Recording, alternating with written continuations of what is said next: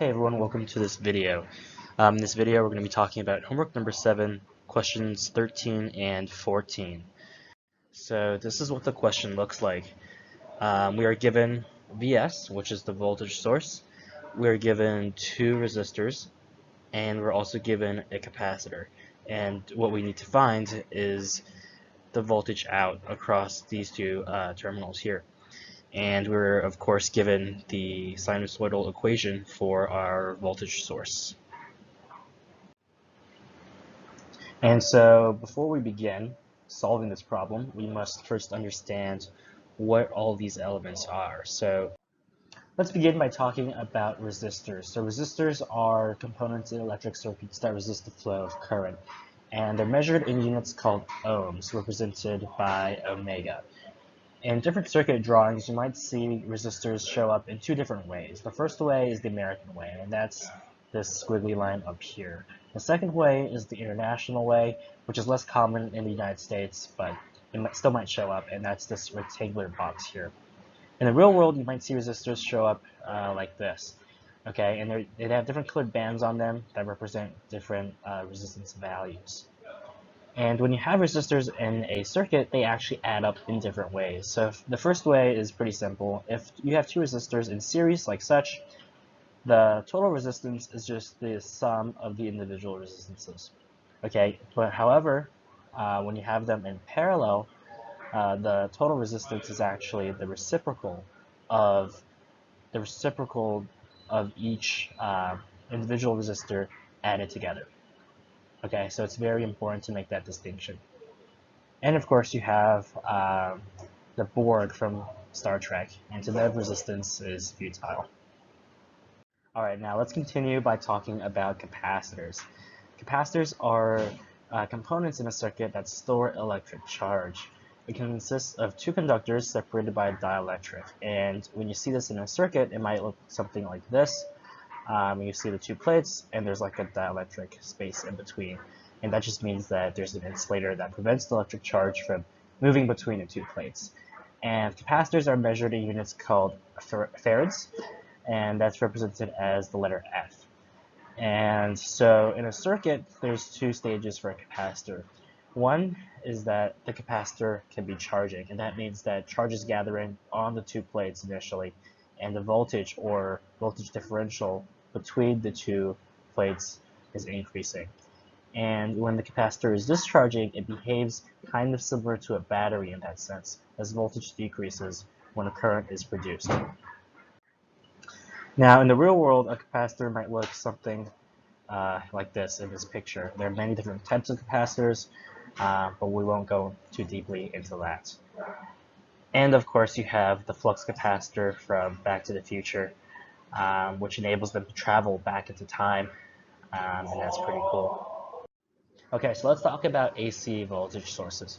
Let's begin by talking about what AC stands for. And AC just stands for alternating current, okay?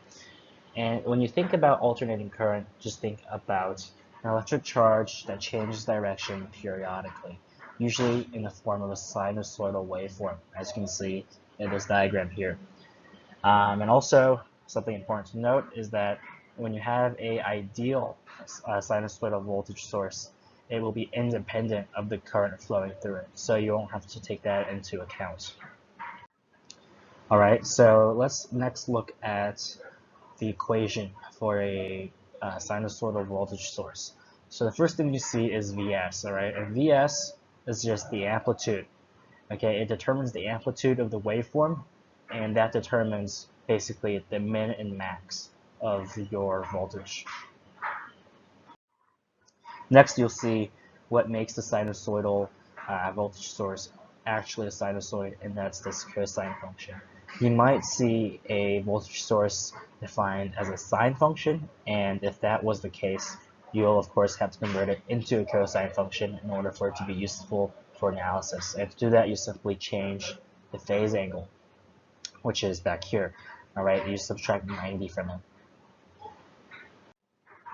Also, you have something called the angular frequency, okay, in the cosine function. It looks like a W represented here, but that's actually omega. and that's measured in units of radians per second. So if you ever receive a problem where they give you, for example, a frequency in hertz, okay, you'll have to convert that into radians per second. And of course, hertz is 1 revolution per second. Now, in circuit diagrams, you might see a AC voltage source represented as such. Okay, it'll give you a lot of clues for why that is. As you can see, there is a big squiggly line on the drawing, and that's going to remind you of a sinusoidal waveform. In the real world, you're going to have different AC power sources, and this is just, of course, an example of one. As you can see, there's actually a wall plug on here, an outlet, and that just allows you to plug in whatever device you have and set the different voltages to however you would like. And of course, in the real world, all of the electrical outlets on the wall are all AC power sources. And finally, we have this little joke here. You know that we all know the band AC, DC, right? And we all know Tesla was a big champion of alternating current, while Edison here was a big champion of direct current. Alright, so now let's talk about phasor domain. When you hear the term phasor domain, you might think about something scary, something unpredictable like the Twilight Zone. You might also think about, the weapon from Star Trek, but that's actually spelled with an E instead of an O. So it's not those two things. So what phasors actually allow you to do is analyze sinusoidal functions independent of time. So when you see a sinusoidal function, you'll see that there's always a t in it, and that represents time. And that's very hard to work with when you're doing analysis, right? So it transfers the real part of the sinusoidal function from the time domain and into the complex number domain, also known as the frequency domain. And I'll show you what that means in just a second. And of course, as we talked about, this helps with analysis in a very great way. And in the phasor domain, Ohm's law still works, but slightly differently. Instead of R for resistance, there is a Z for impedance, which I'll talk about in the next slide. And when you have a complex number, of course, we all know we can represent it rectangularly or as a polar coordinate. And basically what that means is you have your positive real axis here and your imaginary axis here. And when you have a rectangular coordinate, you'll just say, for example, we have 6 plus 4i, or in this case 4j, because we're an ECE, and you'll have a coordinate here. And in a polar coordinate, you'll just define how long this vector is, and then the angle it makes with respect to the x-axis. But how does this graph correspond to this equation? And that's actually very simple. So in this graph, we see it's 6 plus j4. So 6 is the real part, and 4 is the imaginary part. Well, 4j to be exact. And when you have this function here, Vs is actually your real component, so that's going to be 6, and your phase angle is actually going to be representing your angle here, okay? And I apologize if this is kind of confusing because I did make a slight mistake here. This arrow should not be there because this is actually a representation of the complex number in a rectangular format, while when you directly pull out Vs and the angle actually is in the polar format. So of course you'll need to convert that into this eventually if you need to do analysis that requires you to do so. Now the last thing that we need to talk about is what impedance is. Okay, and you can kind of think of impedance as resistance, but in the phasor domain.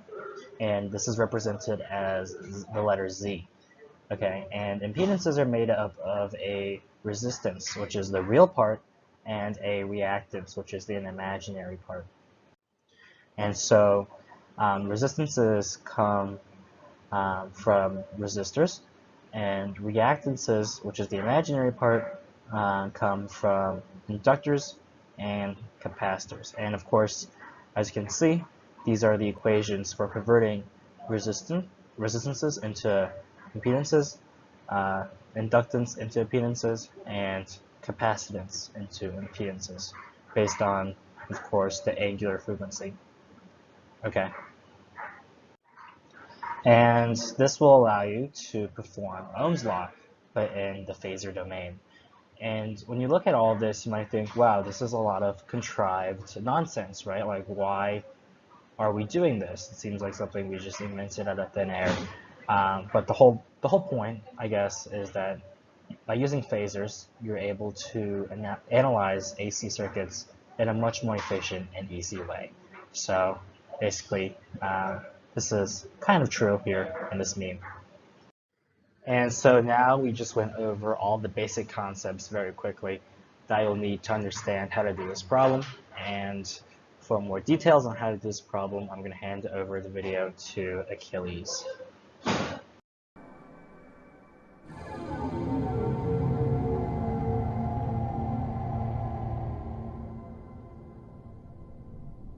So we've been asked to find V out, and that is this element of the circuit. You can see that we have two terminals. We have one here and one here. And we need to treat it basically as, I would say, really a voltage drop. Even though technically nothing is really happening here, we can see it's an open circuit. So no current is passing through this area. So I think that one good way to look at the problem is to look at what elements of the circuit have values that are similar or the same, or can be related really in a meaningful way to V out. And when we look at the circuit, we can see that we have two elements that are in parallel with V out. So we have this capacitor here, and we have this resistor right here.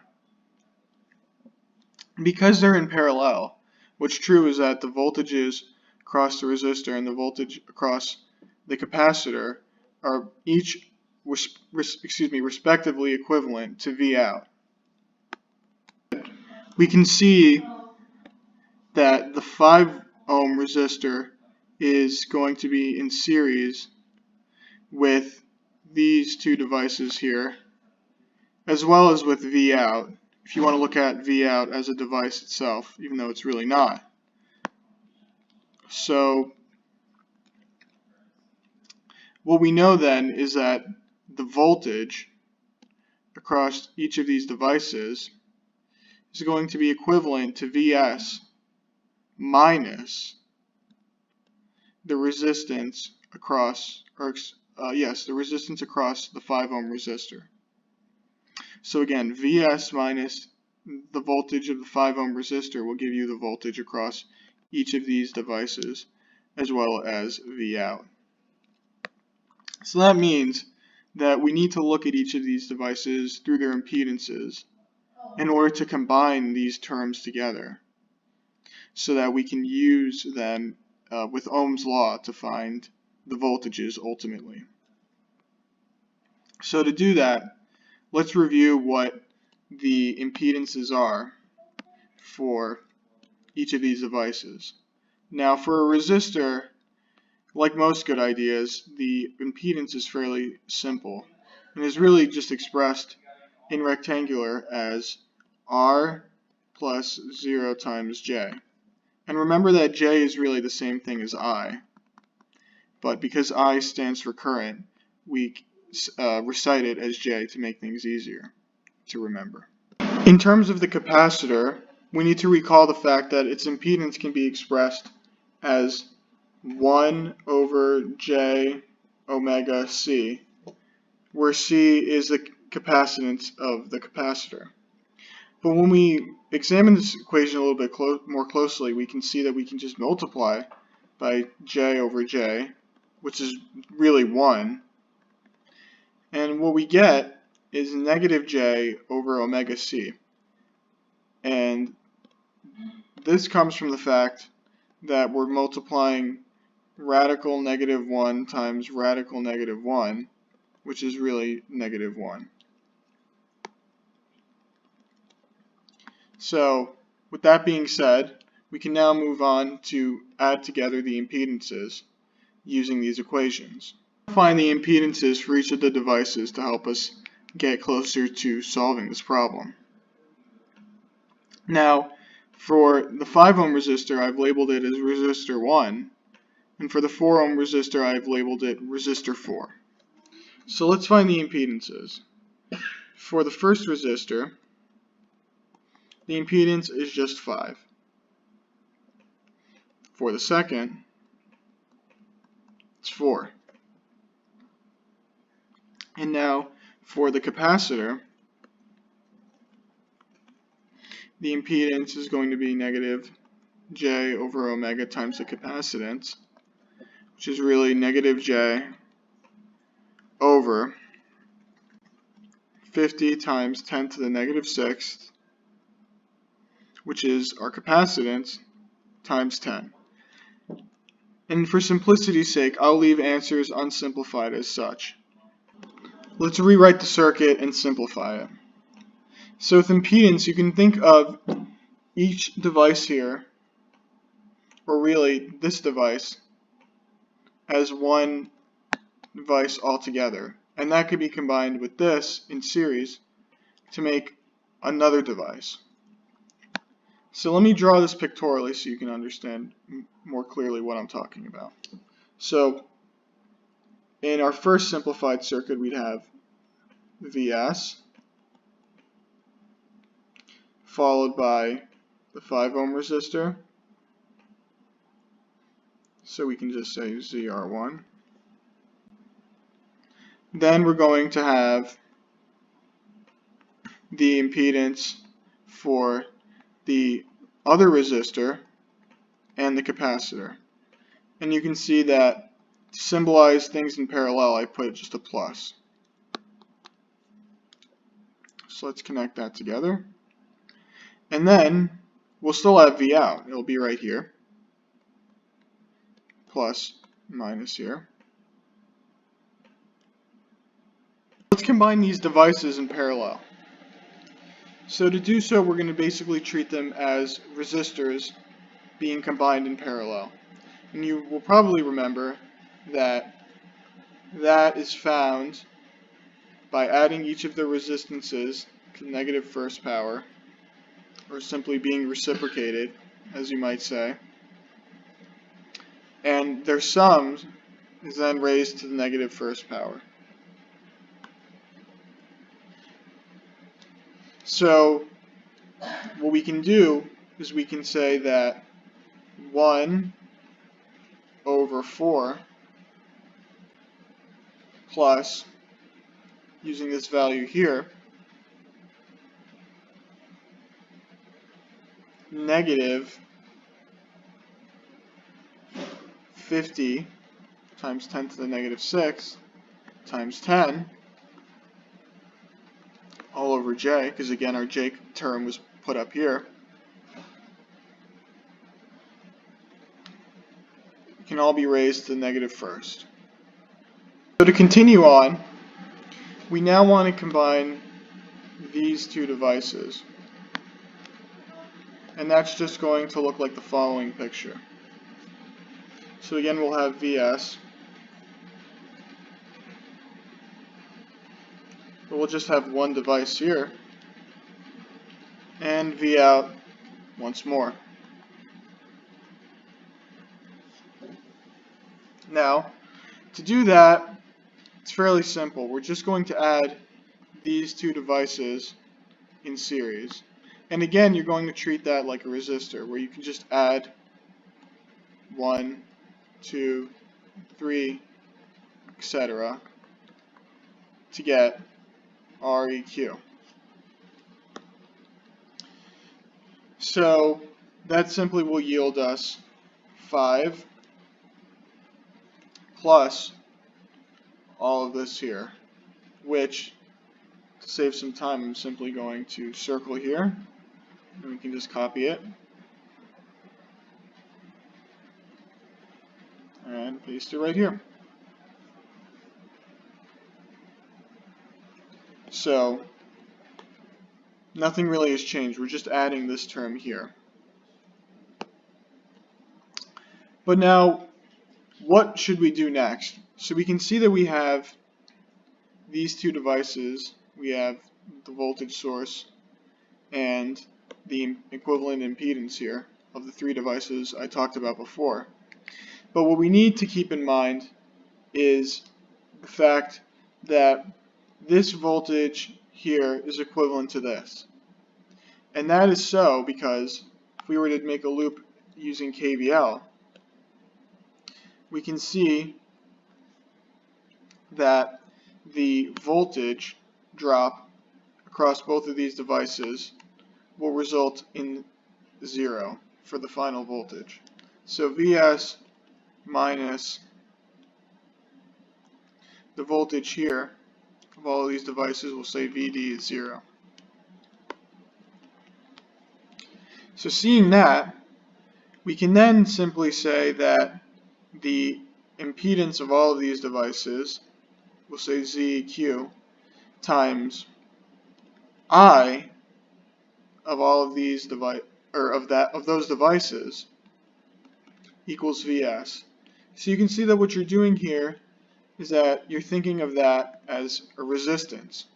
Before we continue, I just want to bring to light a mistake that I made, and a mistake that I think is something all of you should be attentive to, which is the placement of my exponent.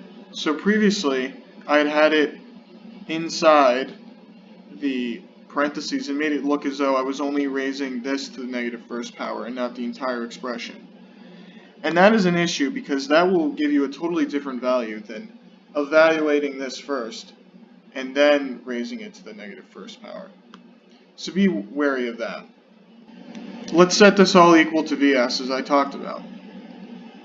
So all you really need to do is multiply by current to get Vs. But what is Vs? So Vs was given to us as a time-dependent equation, and it was cosine of 10t. Now we can see that omega is 10 because of the fact that it's the coefficient to the term t. You can see that our magnitude is 1, and we can see that because there's no constant, our phase angle is just 0. So that means that we can express Vs as either in polar as 1 angle 0, or as I would prefer to do it, 1 in rectangular, to keep everything consistent since everything else I've been discussing has been in rectangular. So in the end, we will get an expression that looks like this to find our current. And what's true about this is that our current is really just going to be this term to the negative first power. So we can just take this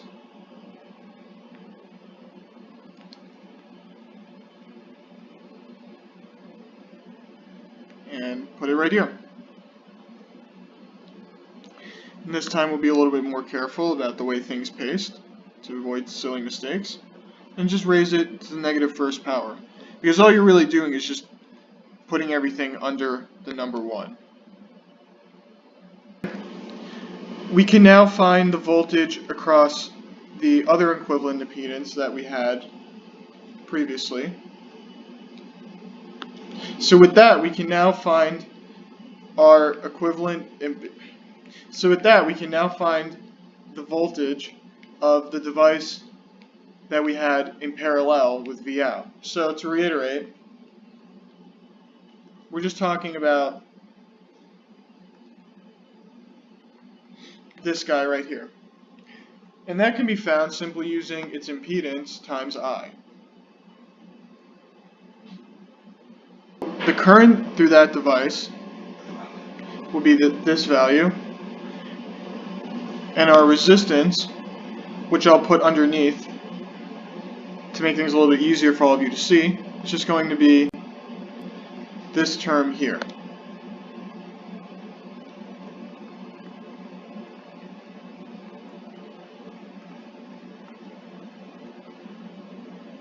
So now we have V out, but the problem has asked for h of omega, which we know to be V out over V in. So that is just going to be VO over VS, or really just VO over 1. So all that really means is that V out is going to be the value of our transfer function. Enter everything into our TI-89, which I've used to convert from rectangular to polar, since the question asks for polar. The value that we get is just 297 with the phase angle being negative 48 degrees.